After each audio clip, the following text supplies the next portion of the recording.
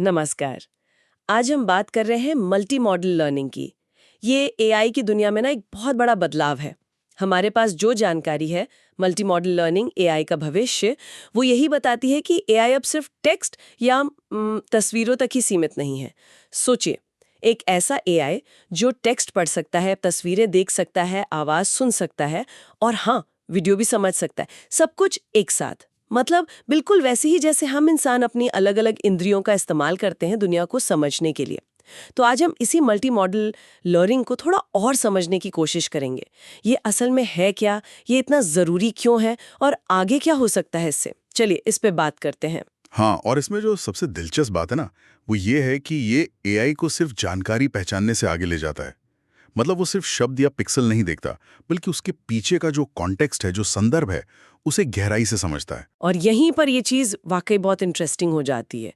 जैसे self driving कारें हैं, हाँ, वो सिर्फ कैमरे की फुटेज नहीं देखती, वो sensor data, lidar data, GPS सबको एक साथ इस्तेमाल करके फैसले लेती हैं। बिल्कुल। या फिर हेल्थ केयर में सोचिए, एआई सिर्फ एक्सरे और डॉक्टर के नोट्स नहीं, बल्कि कहा जा रहा है कि वो डॉक्टर की आवाज में जो हल्की सी हिचकिचाहट है ना, शायद उसे भी पकड़ सकता है। हाँ, हाँ, मतलब सिर्फ तेज डायग्नोसिस नहीं, बल्कि ज्यादा सटीक। हाँ, बिल्कुल सही। और इस क्रांति के पीछे जो बड़े नाम हैं वो है ओपन एआई का GPT-4 विजन।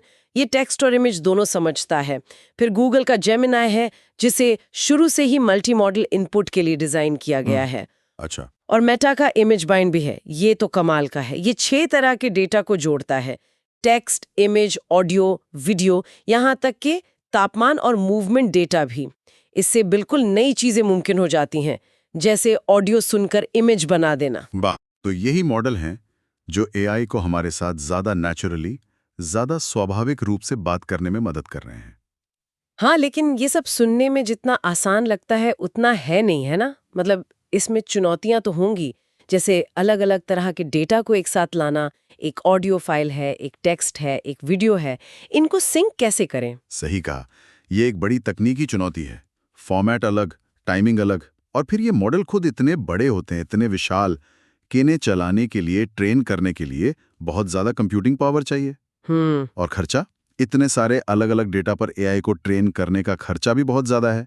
तो हाँ, चुनौतियां तो हैं। मतलब डेटा इकट्ठा करना ही काफी नहीं, उसे काम लायक बनाना अपने आप में एक बड़ा काम है। बिल्कुल, ये चुनौतियां असली हैं, खासकर कंप्यूटिंग पावर वाली। लेकिन मजे की बात यह है कि इन सब के बावजूद भविष्य की दिशा एकदम साफ दिख रही है।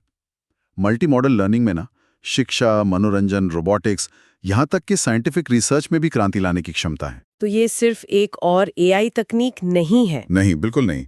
ये एआई के विकास का अगला बहुत जरूरी पड़ाव है।